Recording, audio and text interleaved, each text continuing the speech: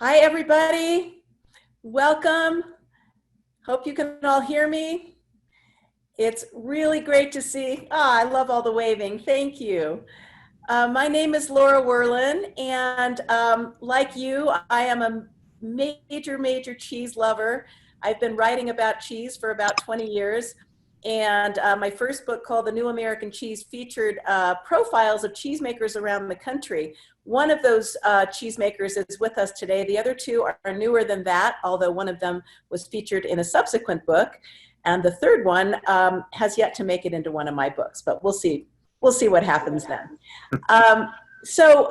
We are, as you know, going to be celebrating 3 fantastic California cheeses. But wait, there's more. We also have amazing wines, which we'll talk about in a minute, from Kendall Jackson.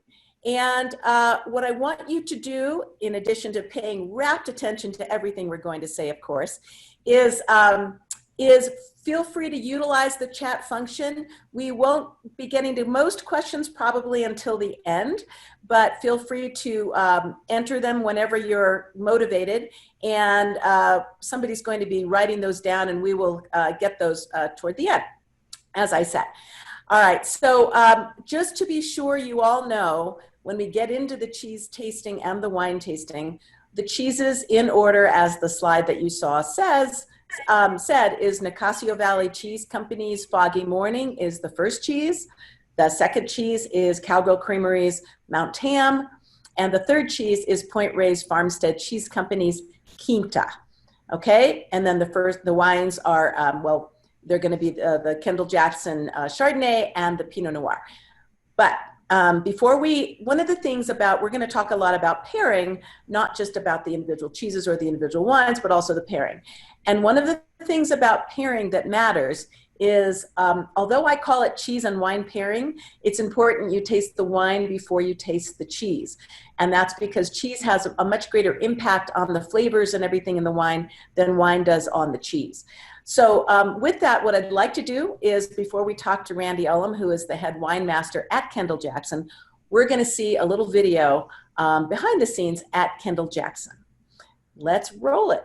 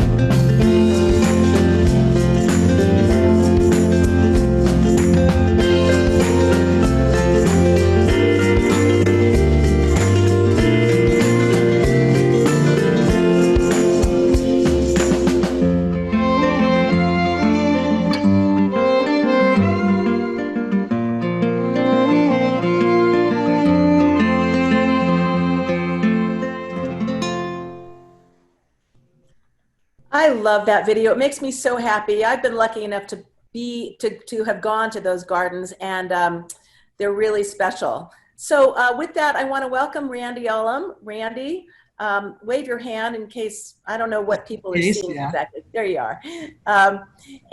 Randy, you are the head wine master. That sounds even more important than winemaker, even though that is what you do. What does that mean? And tell us a little bit about yourself and your history with Kendall Jackson. Well, I think it means that I lead a tremendous team on the winemakers and assistant winemakers and enologists and the folks in the vineyard. Because we make a fair amount of wine, we have a lot of different areas we source grapes from in California, all along the cool coast, from Lake County and Mendocino, Napa and Sonoma, in the North Coast to Monterey, just south of San Francisco, and of course Santa Barbara County. And we have vineyards in all those locations, wineries in all those locations, and it's a lot of fun to work with all these different grapes and flavors to put together these wonderful wines. But we have additionally I've actually been with the company here at Kendall Jackson for 20, I want to say 27 years officially as of last month. And this is my 28th harvest with Cacg, as we call it for short. And I've lived out here for, gosh, I hate to admit it, 40 years in Sonoma County. It's a beautiful place. We consider this the Provence of America right here, with all the goodies. And you could see that actually from the pictures of the video, if I can elaborate on that. It's the Kendall Jackson Wine Estate and Gardens that's just north of Santa Rosa in Sonoma County. It's about an hour north of the Golden Gate Bridge. And we invite everyone to come. Nowadays, with the situation as it is, you have to make a reservation. But still, once you get there, we have a tremendous opportunity for everyone to try different wines that we make, some that you can buy across America, some that you can only get there. And then we have this tremendous culinary team that works in the gardens. The gardens are managed and tended to by Tucker Taylor. He's a genius on that side of the equation. And then we have Tracy and Justin Wangler, our chefs, who take that produce and those goodies out there and make different things every day that make our wines look even nicer than they are as standalone wines. So it's all about food and wine and camaraderie. Sometimes we have dinners out in the garden once a month for a fair number of people. It used to be one long table. Now that's lots of little tables for various reasons. But we still do that, and it's kind of neat for people to be sitting right there looking around and realizing that, that tomato came from that plant. It's just picked a few hours ago, if that. So it's fresher than fresh. Right. When you visit there. I have to say, having been there, in fact, we were just talking the last time we saw one another was in those gardens at the long tables. Those were the days, weren't they? But it is just a bucolic setting and a terrific place to drink wine, especially your wine. So right now we're in the middle of harvest, are we not? Yeah, we're maybe not quite in the middle, because we have these varied areas up and down the coastline. I could say that we're in the middle in the North Coast. We're going full speed with Sauvignon Blanc, Chardonnay, Sauvignon Blanc from Lake County, Chardonnays in Mendocino and the Sonoma area, as well as getting into the Bordeaux reds. Pinots are almost done in this area and half done up in Mendocino. We're just tiptoeing around down in Santa Barbara. We'll be going full speed probably the end of next week there, and then Monterey will follow because it's quite cooler there than the other areas, and that'll be in a couple of weeks. I can't even imagine what a coordinating feat that is. So tell us about the wines we have with us today, and what does it mean to be the Grand Reserve as opposed to just the regular Chardonnay and Pinot Noir? Okay, so at Kendall Jackson, we have several tiers. The Vintners Reserve, you see pretty much everywhere, and then the Grand Reserve is the next tier up it, and then we have Jackson Estate and Stature. Well, Grand Reserve is really comes from our favorite county and for these wines, or an appellation. So for the Grand Reserve, the Chardonnay is from Santa Barbara County, and the Pinot Noir, of course, is from the Anderson Valley up in Mendocino County. So for Grand Reserve, it's like as a percentage, maybe 5% of our favorite lots, of our favorite wines of that variety from that area that we put together. And when we're making our wines, we like to keep, in all of the vineyards and all the areas, we have lots of little blocks in each vineyard. So we try to keep all of those separate. So we have like over a lot of lots, 1,000 lots for the Chardonnay to play with and pick through. And then we get down to just Santa Barbara, and we have maybe 100 or so. So we try to pick out the very best for the Grand Reserve tier. And both of these wines are 100% varietal, and both of these wines are aged. The Pinot is aged in French oak. The Chardonnay is aged in only French oak, but not only is it aged in it, it's barrel fermented. So when you're looking at this wine and smelling it, you see this beautiful golden color. Well, that comes from having very nice ripe grapes, and then some of that color also comes from the oak. But you've got that beautiful color. It's clear, it's brilliant, and it's barrel fermented. So that builds out that mid palate, and you can smell in this wine, a lot of fruit. So the oak is always in a supporting role, kind of like in a movie. You have the main actors and the next level down, supporting actors. Well, that's what the oak is. We don't want too much oak. We want a kiss of oak. And this is a really interesting wine because it is based out of Santa Barbara, where you have a lot of the tropical tones, pineapple, mango, and papaya tones. And then we like to, there's different clones within Chardonnay. And so we have some of the fun, more floral clones in this wine. So it's got to look good, it's got to smell good, it's got to taste good, and then as it fills your palate with all these exquisite tones, it's got to have a nice, long, lingering finish. And if it does, and it should, not only will it bring a smile to your face, but it will beckon for another sip. Imagine that. Before you know it, it's gone. But don't finish, anybody. We want to get on to the cheese in a second. So tell us about the Pinot. So the Pinot is from the Anderson Valley up in Mendocino County. It's a very small area. It's very unique because all of our vineyards are on what we call mountains, ridges, hillsides, and benches. So you have poorer soils, a longer growing season. It's harder for the vine to grow. The yields are lower. And the most important thing is the berries are smaller. The smaller the berry, the greater the ratio of the skin to the juice. So you get a lot more extraction and color and flavor. And so these mountain vineyards produce a wine, obviously quite dark, just looking at it, but it has the, dark black cherry tones in the aromatics. But it also has a little bit more structure than you'd find, say, in the Russian River or definitely Monterey or Santa Barbara. So, be prepared when you try this. It's not a light, wimpy Pinot. This is a power Pinot. Spoken by the power guy. Well, and I have a feeling they're both going to be cheese friendly. So let's talk about cheese. But before we do, again, I understand that some of you had trouble seeing the last video. Hopefully that won't happen with this next one. But let's go on and take a look behind the scenes at Nicasio Valley Cheese Company.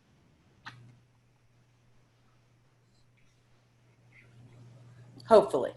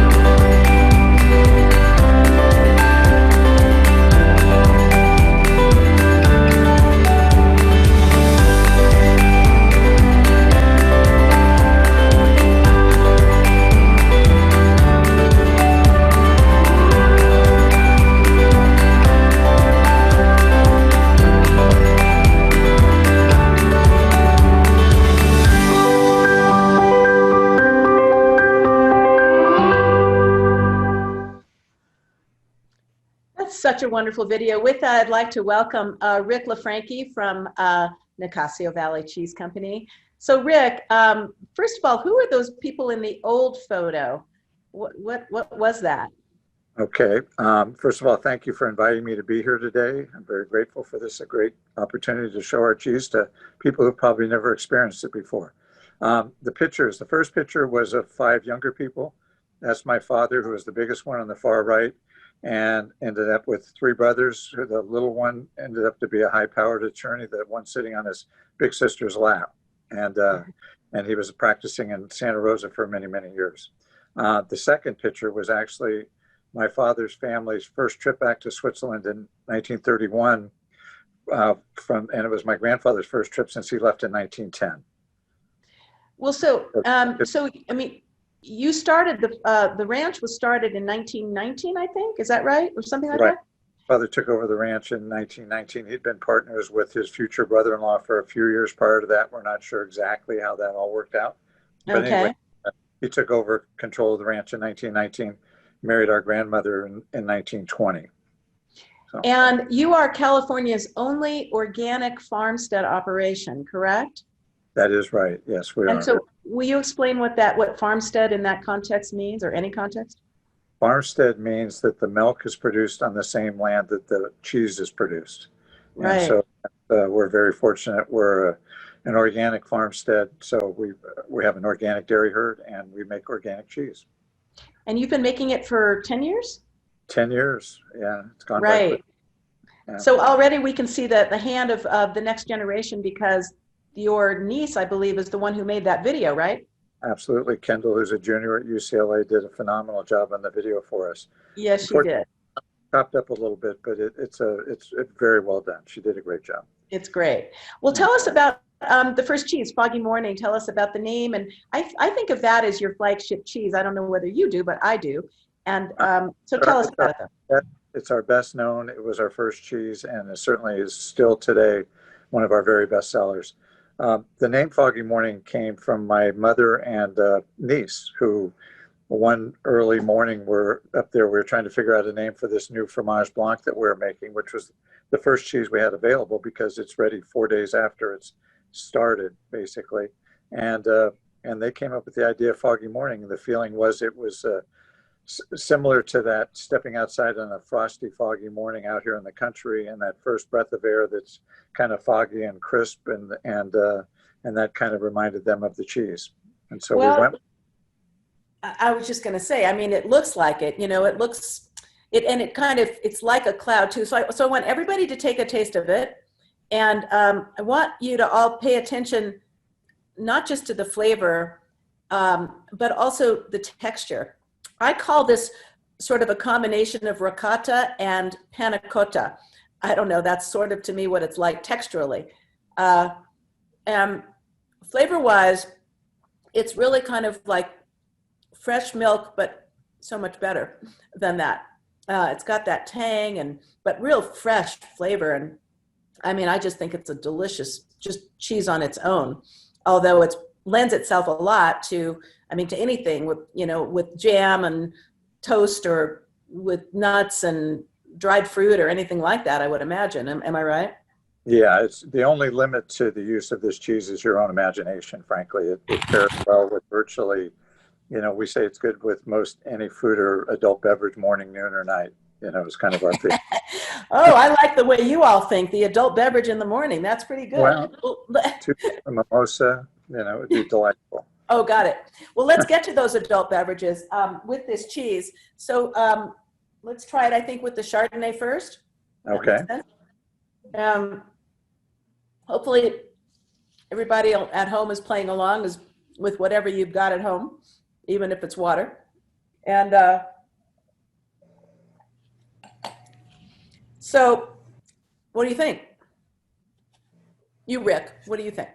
What do I think? I think I see a more powerful taste of the wine kind of in the back of the top of my mouth, the roof of my mouth in the back. I feel like it kind of adds to that character and flavor. Okay. Yeah. And Randy, how about you? Well, first of all, Foggy Morning, I love the name because we love our foggy mornings in California. That's what makes the grape growing along the coast so spectacular. So it's very appropriate to go with these two cool climate wines. So I thought that the taste of the cheese just kind of melted. It's lush on your tongue and in your mouth, which plays right into the hands of the Chardonnay, which has some cream to it too, or the sensation of creaminess and a little oiliness in the palate and the length of it, and the two softnesses go quite nice together. And there's that little kiss of butter, and then some cows floating around out there in the pasture somewhere. That's a little different kind of butter. Organic cows, no less. Yeah, so it tastes great. Well, and evidently, Randy, you and Rick have something in common, because I understand that you say start your day with Chardonnay. Is that? Start your day with Chardonnay, and Chardonnay all day. Yeah. Okay. So there you go, Rick. All right. Well, let's try the same cheese with the Pinot Noir. Okay. And I have to admit, this is not the style of cheese I would put necessarily with a red wine. I would think it might overpower it, but I haven't tried this combination, so I'm not sure.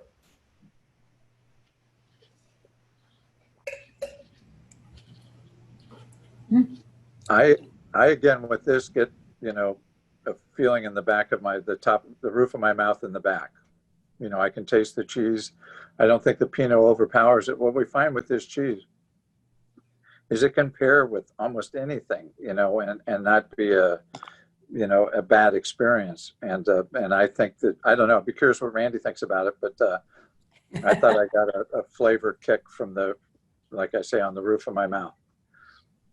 Okay. So I was actually questioning your thought process when we first talked about this, and now that we're doing it in real life, I appreciate your idea, because it's really cool, because that same softness of the cheese that kind of coats your tongue, and then as you transition into the Pinot, the Pinot has all that fruit that, as you're saying, hits the back top of your mouth or your palate.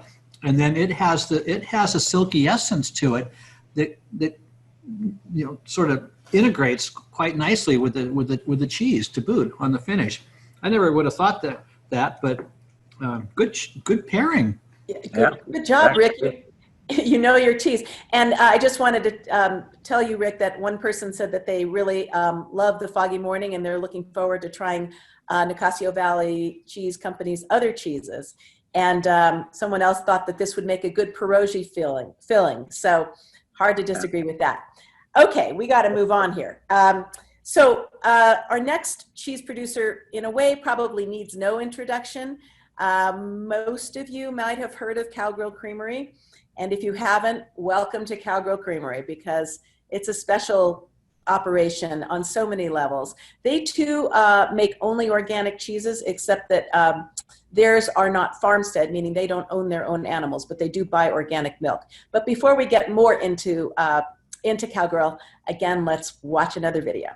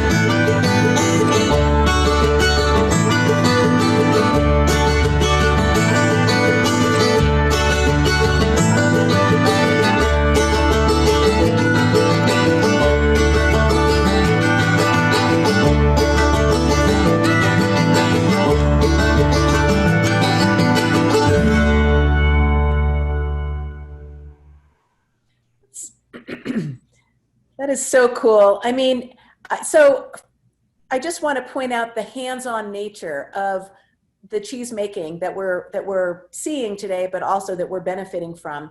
It's really remarkable. I mean, we think of cheeses that we love like this. We don't really think about what goes on behind the scenes or how hands-on it is on an individual basis. And so I just think it's the coolest thing in the world. So with that, I want to introduce Eric Patterson. He is the head cheesemaker at Cowgirl Creamery. So Eric, what does head cheesemaker mean? Does that mean you make every single cheese? And my second question is, I know that you make cheese in more, that Cowgirl makes cheese in more than one place. I'd love for you to explain where those places are and why you make them in different places. Yes, hello everyone. Being a cheesemaker, yeah, that means that all of the bad batches of cheese coming from Cowgirl, those were made by me, whereas all of the excellent batches were made by the great team of cheesemakers we have on staff here. But seriously, I mean, it's really about leading a great staff. For every one person that's actually at the vat making the cheese, there's 5 others that really shepherd it through its life. You know, so it's really a team effort, especially you know, to produce this many cheeses with you know, this much hand labor. You know, it really takes a team effort. Right. And so we saw Mount Tam being made in that video, which again, I just keep going back to the word cool, but I think that Mount Tam is probably your best known cheese, I would think, but you also make another cheese that's extremely well known called Red Hawk, but that cheese is made out in Point Reyes. And there's a really, I think, again, cool reason for that, yeah? Right, yeah, so when I started, yeah, back in 2002, you know, we processed 400 gallons of milk a week, and now this week we processed 12,000 gallons. So there's been quite a bit of growth over the last, what is that, 18 years? You know, so really, you know, this growth of Cowgirl has sort of reflected, you know, the growth in the artisan cheesemaking community around here very much as well. And, you know, that's, I would just like to say, you know, that the Guild, you know, really has helped this growth with promoting and supporting and bringing together all these cheesemakers in California. So it's been really a great team effort. But along with that growth, you know, our creamery out in Point Reyes is very tiny. And so, you know, we just don't have enough space to make cheese to get it out to everybody. So the Red Hawk was actually born of a mistake. And a lot of times in cheese making, mistakes are really, can result in great things. So the Red Hawk, more than any of our other cheeses, is really dependent on the Point Reyes coastal environment. And so when we expanded, we knew we needed to expand and make a bigger spot to make cheese. So we moved our other cheeses and kept the out in Point Reyes, where it's really dependent on that environment. Right, right. Okay, so let's not wait a minute longer. Let's taste the Mount Tam, which so Mount Tam is a triple cream, which means that in addition to the organic milk that's used to make this cheese, you also add organic cream, and that boosts the butter fat to what, about, is it higher than 77%, or is it about that, or what is it? In the final cheese, it's between 72 to 75%. Okay, so a little lower. Matter. Okay. As milk, we're actually, we add cream to the whole milk, and we use milk to make the cheese that's 9% fat. So whole milk is about 3.5%, 3 to 3.5%. So we add enough cream to bring that fat content up to 9%. Which is why it is so darn good and tastes kind of like butter in cheese form. And also, I just want to explain, this is what's called a soft ripened cheese. So you might have noticed in your own samples there that it's a little bit creamier or softer just under the rind than it is a little toward the center. And that's what happens as the rind kind of works its way down, metabolizes basically the cheese that's underneath it. And so I love soft ripened cheeses for a lot of reasons, but not the least of which is that it's kind of like 3 cheeses in one. You've got the texture of the toothsome texture of the rind, then you've got the silky texture just under the rind, and then you've got the firmer kind of almost curdy part in the center. And all together, it's just amazing. So as I said, let's taste it, and then let's try it first with the Chardonnay.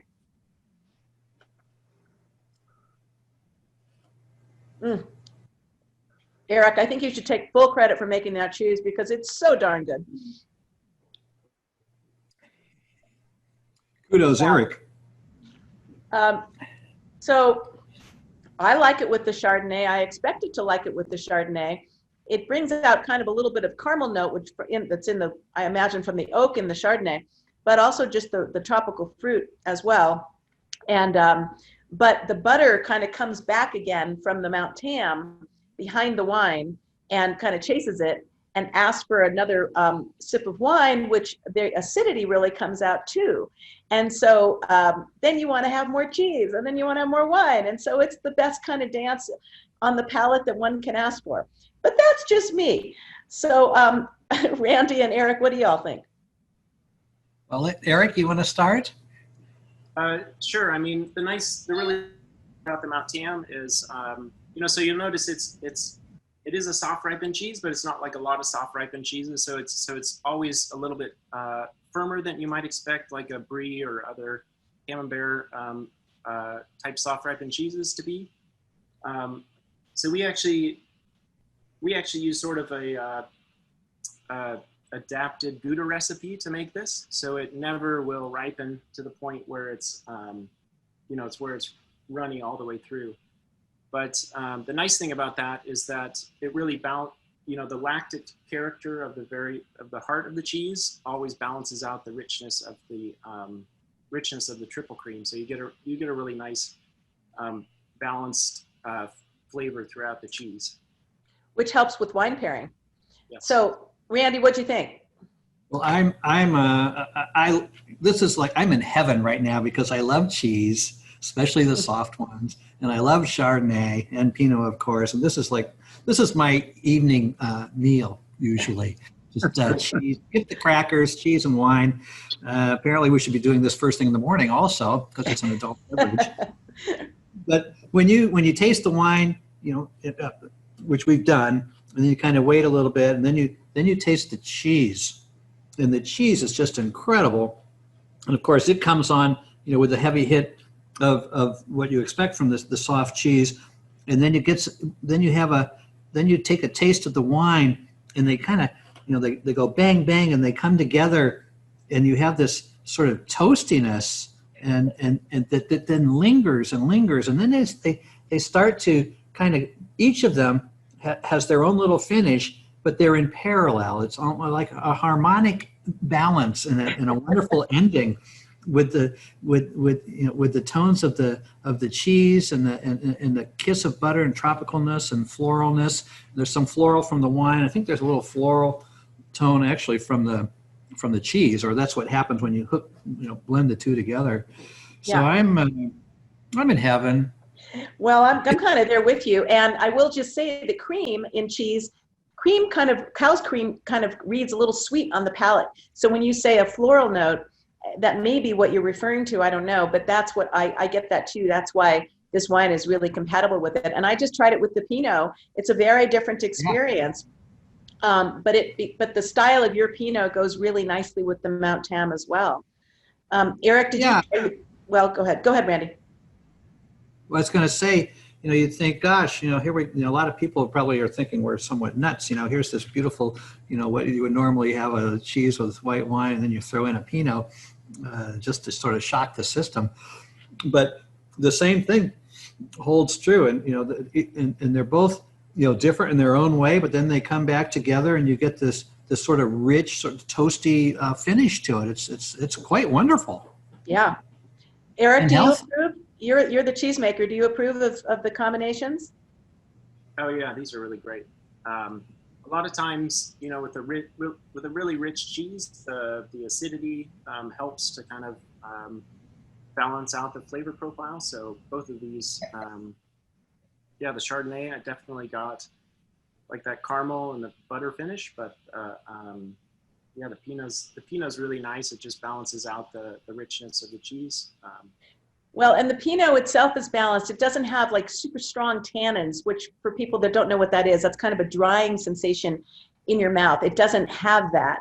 It's very balanced, and so if it were strong in those tannins, it might not be such a great combination with a soft, creamy cheese like this, but it works in this case. It does, All right. yeah. So moving on. If anyone has ever had the good fortune to visit Point Reyes Farmstead Cheese Company, then you know what I'm talking about when I use the word bucolic. You see the cows dotting the hillside, and in the spring that hillside is green. And then you also see the view over Tomales Bay, which is a bay in just north north and part of Point Reyes. And then of course they make great cheese, and they have a whole facility called the Fork, with the full kitchen, and they give classes there, and they're giving them again now all outdoors. So you're looking at Tomales Bay that whole time, or you're looking at their gardens, or you're looking at the cows. It's pretty remarkable. But that's one thing for me to tell you. I think it's better for us to see it, for you to see it for yourselves by way of this video.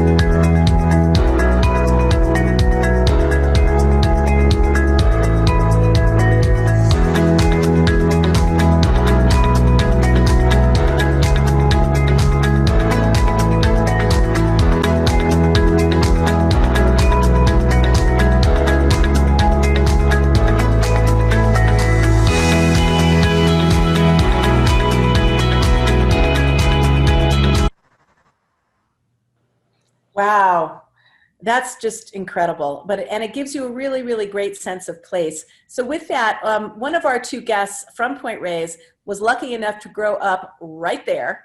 Her morning view when she got up in the morning was Tomales Bay. So Jill Giacomini Bash. And then alongside her is their cheesemaker, Kuba Hemmerling. So Jill, why don't you tell us first just a little bit more about Point Reyes, its history, what your role is, and then we'll go on to the cheese and Kuba. Sure. Well, it's really exciting to see kind of, the fruition of 2 decades of hard work in the video. I'll tell you, that's a brand new video we just kind of put together for this event, and we're going to be expanding on it for other things. And it's just great to see it now kind of like, wow, that's 2 decades of our family, and Cuba and all of our amazing employees here in Point Reyes, as well as at our second facility in Petaluma, coming together and working hard to create really great farmstead cheese. So, our story is pretty much out there, but my mom and dad, Bob and Dean, that were in the video, they've been here on the farm for 61 years. They bought the property in 1959. My sisters and I came back to the business after being raised here in 2000, and then we took over as owners in 2010. So now we're 100% women owned. Lynn, who's our COO, Diana is our CFO, and myself in charge of marketing. And together we co-run the company, and a lot of women power around here on top of the 400 Holstein gals that are in charge of producing such great milk. And but like I said, we couldn't do it without all of our team. And I'm really handing this off to Cuba today because we're so excited to use this event that we're so happy to be part of with you, Laura and Randy and the other cheesemakers in honor of the Guild, but to really kind of be the official first announcement of our brand new cheese, Quinta, which we have brought to life in honor of our anniversary celebration this summer. We're not celebrating the way we thought we were going to celebrate here in the summer of 2020, but I think Quinta is a great substitute for a big party. So I'm gonna hand it off to Cuba. Okay. Just so long as long as you both know that you are being photobombed by one of those women, otherwise known as a cow, in between you. So yeah, just let you know. Yeah. Go ahead, Cuba. Hi, welcome everybody. It's a pleasure to be here with you guys. And yeah, as Jill mentioned, it's still the Quinta is still very, very much in its R&D stage. It's the process has started about 2+ years ago, and the style was supposed to be in style Revolution. It was supposed to be slightly firmer. Long story short is we end up with product which needed help with holding its shape. So we have to come up with something, and we decided to use spruce bark.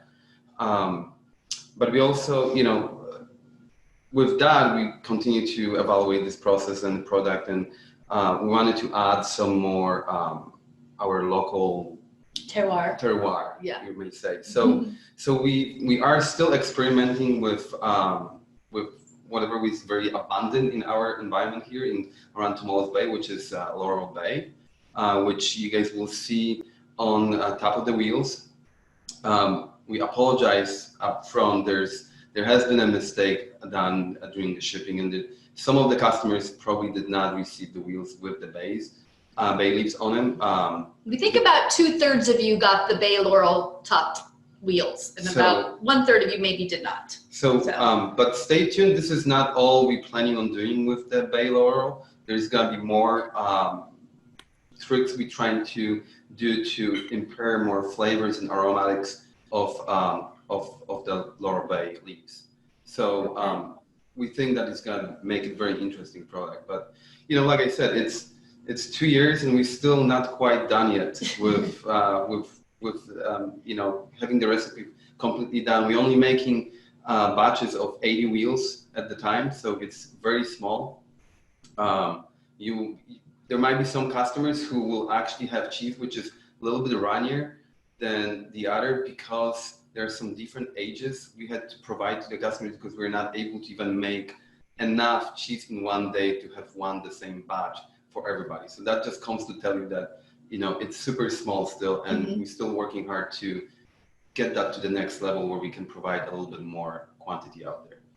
So for anybody who thought that coming up with the new cheese was just a decision and then it's done, here's the truth of the story.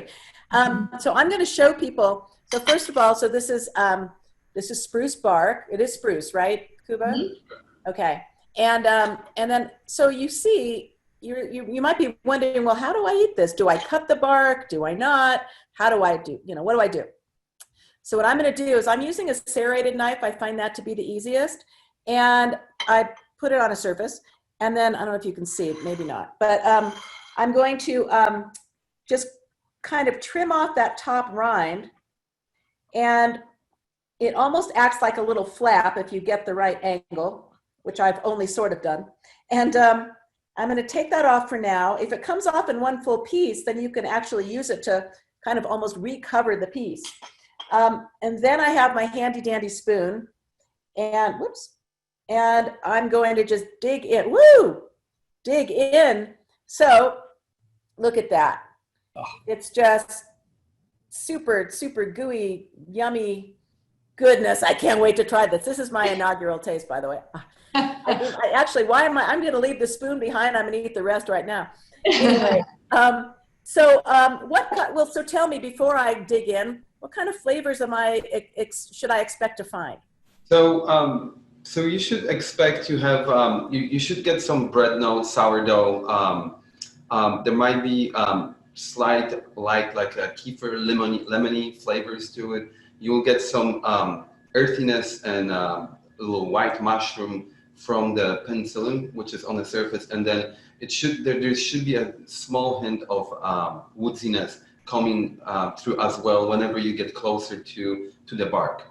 Definitely, I got all of those things. I also got some mustard flavor, kind of a mustardiness, and I got a lot of goodness, and it's almost like a little bit like sautéed mushrooms too, kind of like there's some butter in there somewhere. But a little creme fraiche too. You said kefir.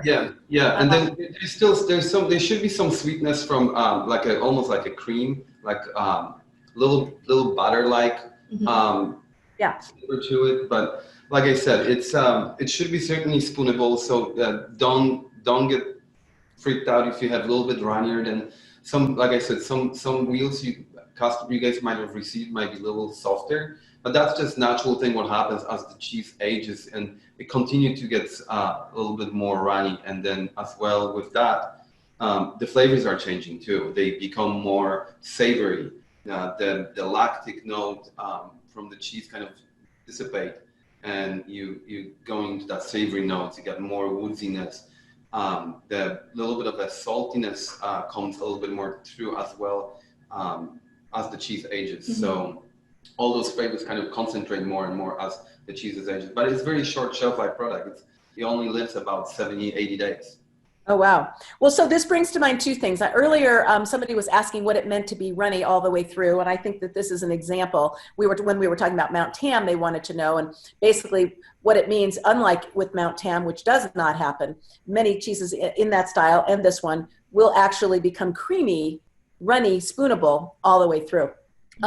And then, sometimes a cheese like this can become ammoniated. I don't want to bring up a bad thing, but I know that some people have chatted about that here. So I think we should address that. What does that mean? And is it bad for you? Or tell people about what ammoniated means and smells like and all that. So it's a byproduct of penicillin candidum, basically releasing the ammonia as the cheese is aging.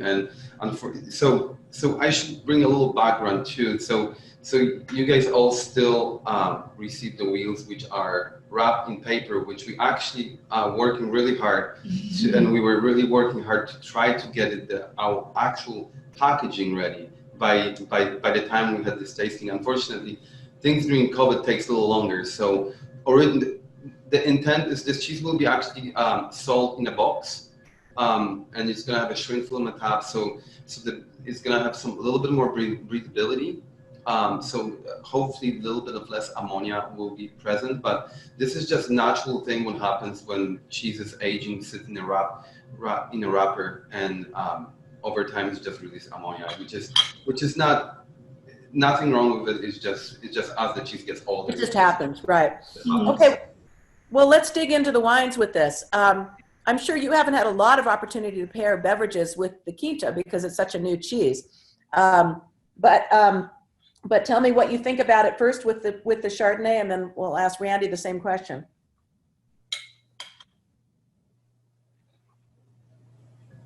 I think one of the things that I love about Quinta, as really with all of our cheeses is that, you know, we take such pride in producing this great quality milk.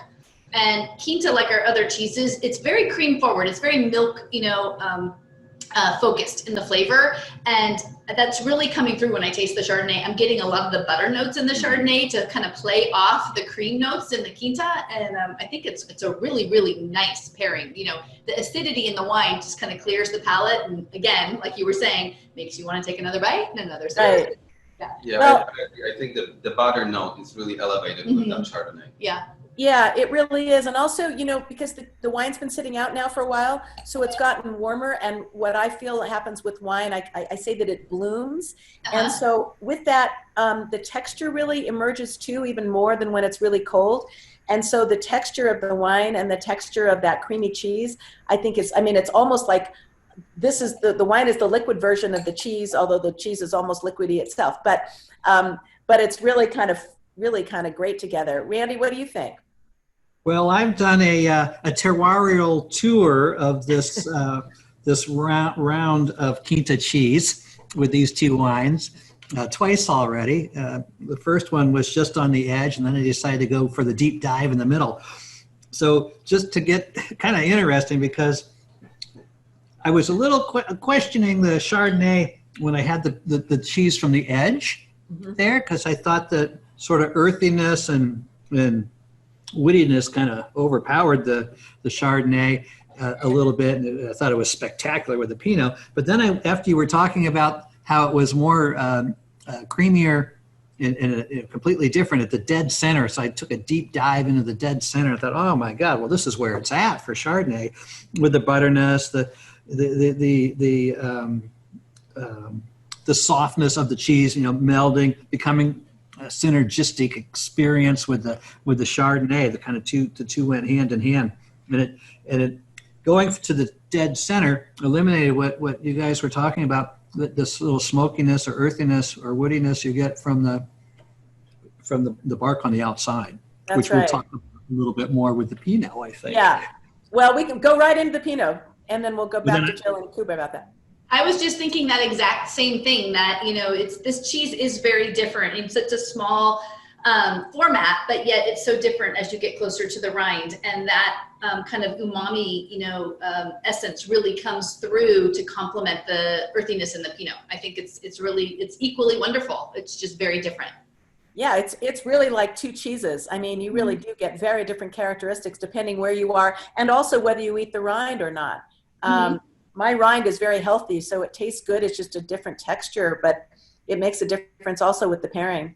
You're asking Kuba, what did you think? Oh yeah, so the rind is absolutely 100% edible. So what you will find is obviously you cannot compare the two textures. The texture of the rind will be slightly gritty, but you will get a lot of that white mushroom or mushroomy notes, like some earthiness. And some tannins. And some tannins as well, yeah. So personal preferences. Some people don't like it rinds, and I personally find it pretty good if you take a little piece of rind together with the spoonable texture of the cheese itself, and it's really makes different flavor complexities.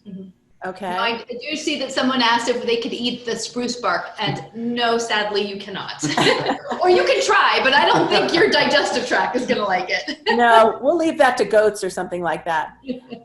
So, Randy, how about you? What do you have to say about your Pinot with this cheese? Well, after you've finished the center cream area with your Chardonnay, and you're wondering, now what do I do as I get to the edges? This is where the Pinot really comes into play.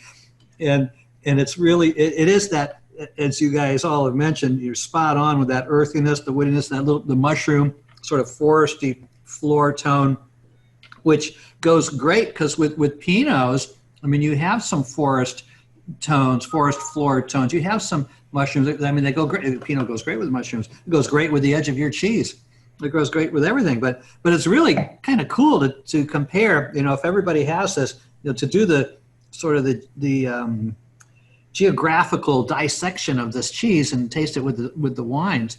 The finish is what is really spectacular. So the nice tannins of the Pinot with what you get from from the cheese, It almost, from the quinta. it almost, yeah, quinta.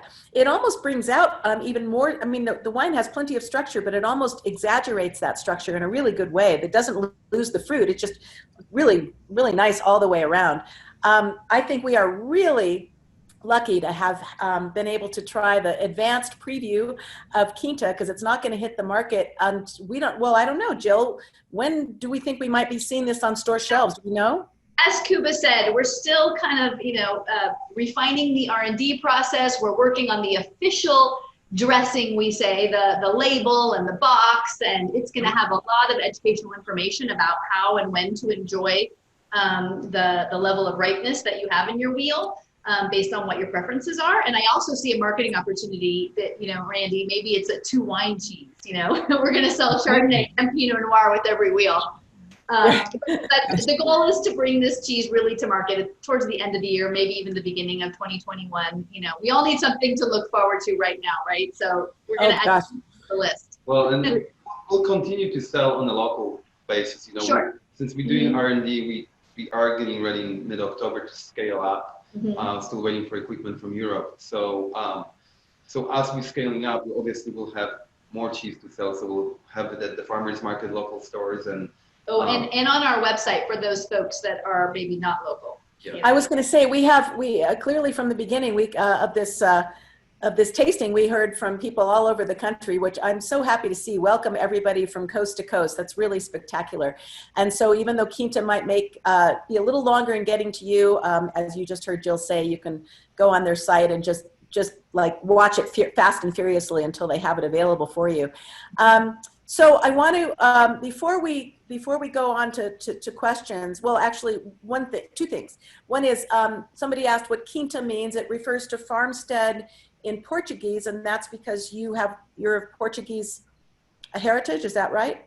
Yeah, my mom's family is all from Portugal, and so we decided to honor that side of our heritage with the name quinta. But then also it has a double meaning in that it means fifth, and in Spanish, and kind of as a nod to all of our primarily Latinx employees, we wanted to celebrate the fact that they worked so hard for 2 decades now to create 5 core cheeses in our line.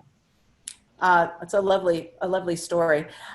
Before I forget, I wanted to just explain to everybody that this is a benefit for the California Artisan Cheese Guild. And they are the ones that Eric referred to earlier. It is a consortium of California cheesemakers, and actually outside of the state too, there are a few that are, sorry about the knocking if you can hear that, that it's a networking group, it's a support group, it's for everybody that in the California cheese artisan cheese community to come together, learn their craft, hone their craft, help each other and all of that. And so that is where the proceeds from today's tasting is going, and it's cacheeseguild.com if you want to check them out. Anyway, with that, I'd like to go on to any questions. I believe Annie at Point Reyes was going to help us out with questions that people had. Goodness. Yes, absolutely. The first one we have is actually for Eric and Cowgirl. We had a viewer wondering how many Mount Tam wheels are produced per year. I'm not sure yet this year, but last year it was 767,000. So it was quite a few. That's impressive. Gosh, 750,000. Am I right? Do I have that right? I'm terrible at math. That's correct. Okay. Annie? We also had another one that's going to be really fantastic just for all of us to answer. We had a viewer wondering where they can find all of the cheeses they've enjoyed today. Well, Jill, we'll start with you. Well, certainly on our website, you can purchase direct from us, or you can find a cheese locator, a cheese finder, where you can type in your zip code and you'll be given all sorts of independent cheese shops and specialty grocers around the country that are supporting us by selling our line. But quinta right now, again, is very limited. So look at local area farmers markets and our website. I just have to laugh. The Holmes family, thank you very much. They wrote, Laura, I'm out of cheese. Let me in the door, please. Very funny, very funny. Look I have no idea who's knocking. So anyway, Rick, tell us where we can get Nicasio Valley Cheese Company cheeses. We're also available online. We're available also in the Williams-Sonoma, and we're also available, throughout Northern California, certainly, and all local farmers markets and regional grocery stores, as well as Safeway and Costco. And Eric? Yeah, I mean, like everyone else, cowgirlcreamery.com. I believe we actually carry Point Reyes Farmstead and Nicasio cheese, so you can get all of us one-stop shopping. But so yeah, we're widespread in Whole Foods, but also a lot of smaller retail outlets nationwide. I might add that Cowgirl Creamery's brand new website on top of everything else. And Randy, for anybody that is not familiar with maybe they're familiar with your wine, but maybe they don't know this particular one, the Grand Reserve. Is that pretty widely available as well as on the Kendall Jackson website? Correct. You should be able to get it at most grocery stores across America for sure. And if for some reason you can't, you can go to Cacg.com and order it directly there, shipped right to your doorstep, if it's legal, of course. Yes, well then there's are good on that. So you should be, if anybody can't find it, just ask their store to get it, and if they have even more problems, just call me directly. Wow. Uh-oh. Is it going to be like on the post office wall or something? We're going to find your phone number, but no, don't answer that. Jill and Kuba, somebody asked a very good question. I think they want to know if for some silly reason they have any quinta left, how do they store it? That would be a silly reason really to do, right? Just keep going. Open another bottle of wine. Exactly. I do have a recommendation, although I'm going to kind of make a mess here with Kuba's plate. If you have kept the top, what I like to do is you just put that on top just to kind of preserve it and prevent oxygen from giving any off flavor to the cheese, and then wrap it in cheese paper, but make sure you finish it off tomorrow. Yeah, you don't want to hang on to it too long. Once you open it, it will start dry out on the surface as well, so it's just not going to be as appealing. So, but there should be no reason why two people could not, or one person even polish it off in one sitting. I'm sort of looking at this because I'm just on my own tonight, and I'm kind of looking at this going, well, I can just call it soup, and I wouldn't. That's about the quantity of soup I would have. So it's just pea soup, right? Anyway, we have we're probably going to have to wrap this up. Maybe one more question, Annie.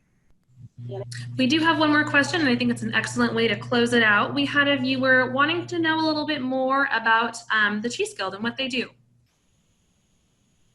Well, actually, you know what, Jill? You've been on the board, I think, of the Guild, have you not? Yes. My sister Lynn and I were actually founding board members of the organization, and along with, Clark Wolf and Jennifer Bice. I should know the answer to this, how many years ago since it started, but I want to say it was probably about 14 or 15 years ago when the Guild was first launched. And it's primarily an educational resource where it brings together all of California's artisanal and specialty cheesemakers to kind of benefit the industry, to make us stronger together. We market and network each other's cheeses. We learn together, we share resources.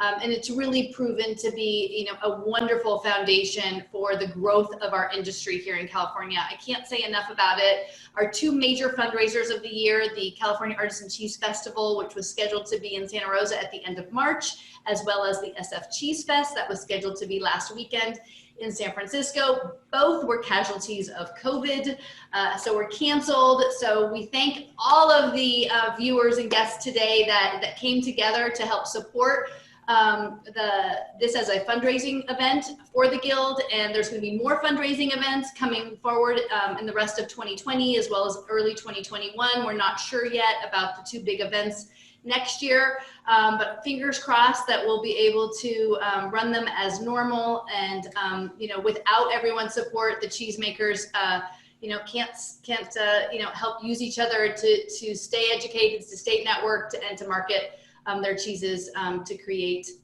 the buzz about what we're all doing here. It's great milk in California that makes great cheese, and a lot of really, really great hardworking people. So thank you.